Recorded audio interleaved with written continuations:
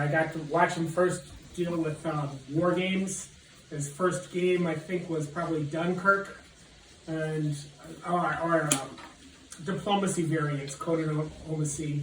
Then he went to Alexander the Great, which I haven't played now in probably over 20 years, but I was unbeaten in about 30 some odd games over Dad, Tim Kask, and many another, Dave Sutherland, many other foe. And then I got to start as this Magic user, and again it was with Rob, Elise, and myself, and it was just 6-sided dice, and the stats really didn't mean so much then. So our early stats got modified as the game went on quickly, because Dad was like, oh, you know, there's something important here. I had, even later on, when I created my cousin's Certain the Cleric, I think I had a 4 wisdom. You know, that would work. Nice. And I just thought, but I had like a 17 charisma. So that whole idea is that was my idea of how I thought of clerics. Is that how Jim Jones worked? Being handsome and able to fool everybody into thinking you know what you're talking about. Follow me. It's nowhere. Dungeons and Dragons has been very good to me. It's been a lot of fun. I've worked with the first hobby shop. I bought the very first share of stock, which then I ended up having to sell as a kid right away because after about 3 or 4 months, I needed that $90.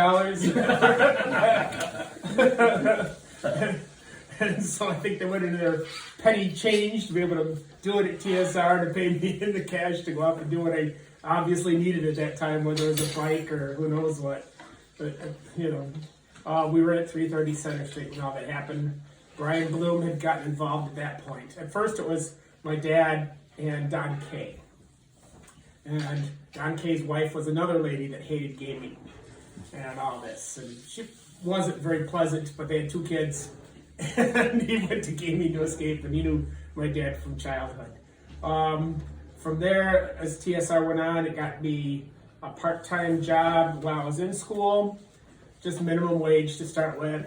And I was a shipping clerk then with Rob Kuntz. And then Terry Kuntz was running the hobby shop. And as soon as I graduated, which was a month late, but anyway, when I graduated high school, I ended up working in the hobby shop full time. And then Terry at some point quit because there wasn't any other options that he thought were worthy. And they brought in Tom Wam from Maine, who worked for Don Lowry, to try to teach me proper work ethics and things, which is absolutely the farthest thing in the world for anything. And we got to talk about Tom Wam. He's ready to be called anytime. Yep. I thought you might want him on Friday, the day off. That's exactly it. Yeah. Okay. We'll have Tom come by then for sure. That would be to fill in when we supposedly have off. If we come and play, whatever, but it'll be on us instead of on Terrace. And Tom's a great guy, but our store didn't open until 11 o'clock in the morning. And doggone it, there'd be people waiting out front, and he was still not there.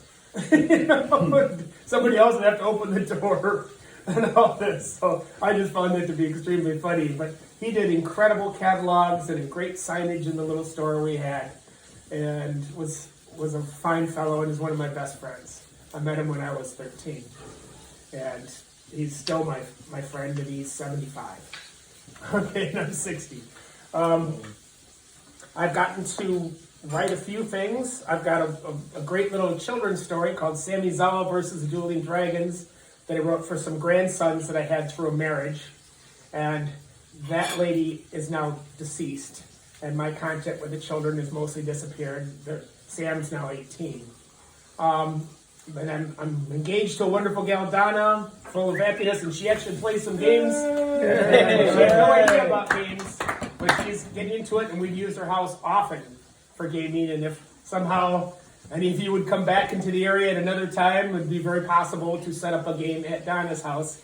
And lots of times do it outside in the sunshine and all that, in warmer climate times.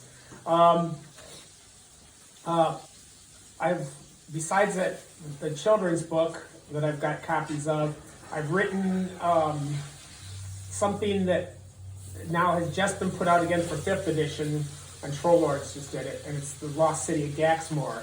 And I did that as working at the after the Dungeon Hobby Shop was gone, and after I'd been out in California working, see, there's so many things. I worked on the cartoon out in Beverly Hills. That would be late '83 to early '86. And it was living in a 10-acre estate with a pool and hot tub and all this. I'm 23, 24, 25 years old that period of time, you know, in a mansion with Beverly Hills. just babes and stuff. It was fun. It was fun. Good times. You know, you could